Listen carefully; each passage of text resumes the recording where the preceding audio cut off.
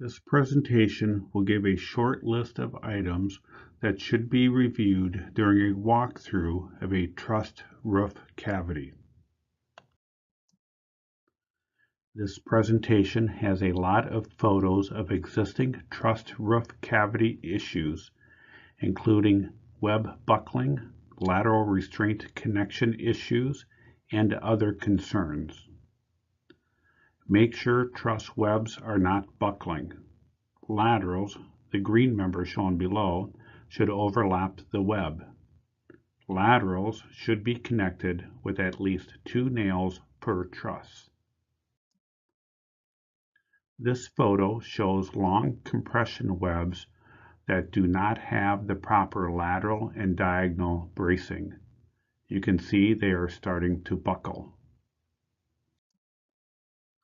This photo of the same building shows that the webs are buckling so much they broke.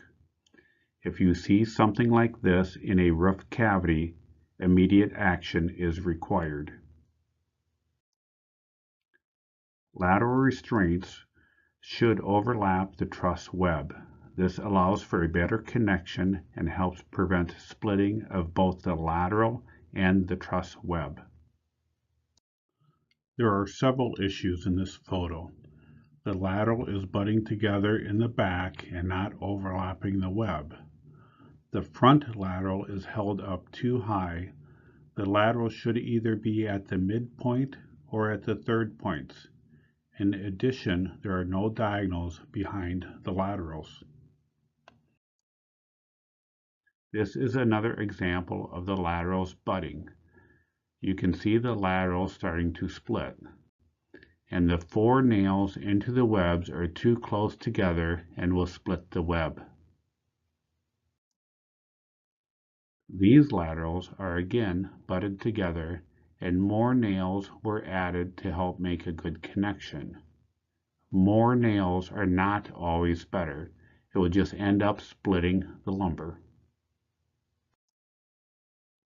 2 nails per connection are always required as a minimum.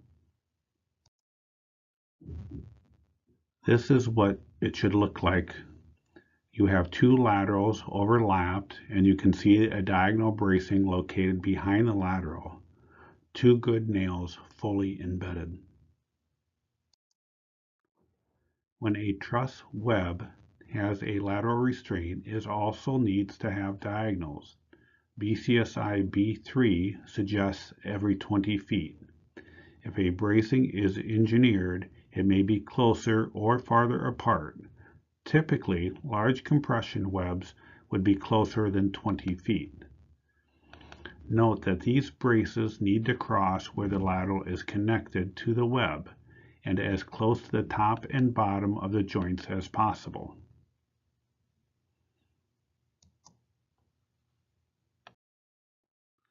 This photo shows the laterals located about the 1/3 points, but there are no diagonals behind them. Another issue shown here will be discussed later, the lack of bracing on the gable end. The diagonal is not installed behind the laterals. They did, however, install one on the next web, which is not required for the truss design, but does not adversely affect them. The diagonal bracing in this photo is held too far down from the peak. The diagonal should be held as close to the joint as possible. The diagonal brace should cross close to where the lateral is located. This case is too far apart and the load will not be transferred correctly to the brace. This photo shows the proper lateral restraint and diagonal bracing at the midpoint of a web. We have 2 good nails fully embedded and the lateral and diagonal cross at the same point. Here you can see the proper laterals and diagonals when braced at the 3rd points. 2 laterals and the diagonal crosses at both 3rd points where the laterals are located. The bracing of gable ends can be very important. If the gable ends get blown out, it could compromise the entire structure. This presentation will show one way to brace gable ends. Other options are available. This photo shows no additional bracing at the gable end. This is especially dangerous when the laterals are not properly braced and they are directly tied into the gable end. When the wind pushes the gable end, it will push the webs out of plane also. This is just one way to brace a gable end. You can see about 6 feet up there is a horizontal member connected to the gable, and it is then braced down to the ceiling. Depending on the height of the roof, you may have two of these, with the upper one being braced back to the roof.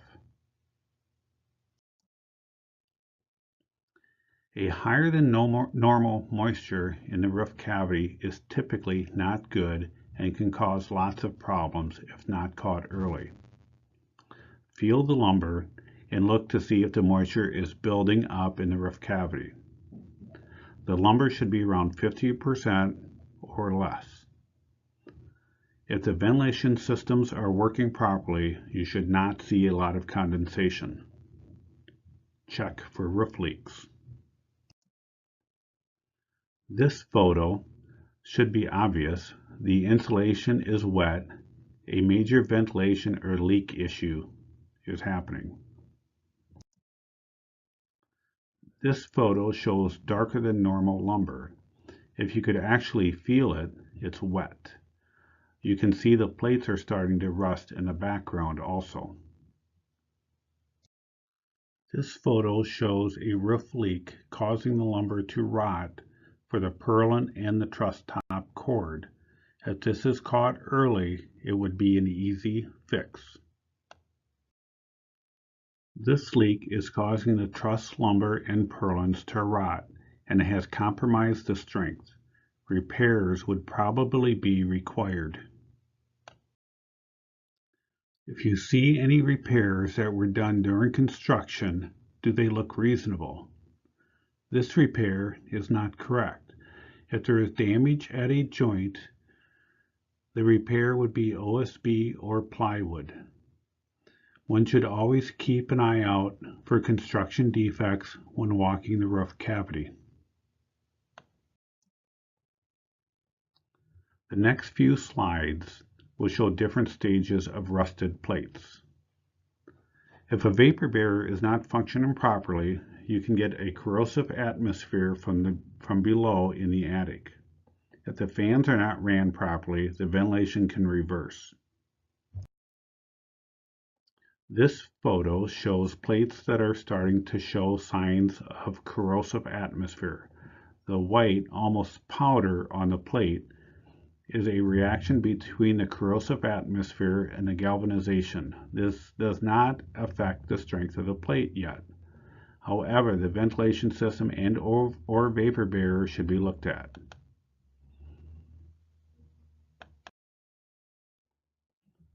With this photo, you can see the white mainly where the plate is in contact with the lumber, and a red rust where exposed to both faces with more airflow around the plates. Another slide showing white and red rust. Some of these plates would probably need to be repaired, and a professional engineer should be consulted. Red rust. Some of the plate is actually gone. A professional engineer needs to be consulted for repairs. If the rusting gets too bad, the joint can actually fail, causing major problems. A professional engineer needs to be consulted for repairs.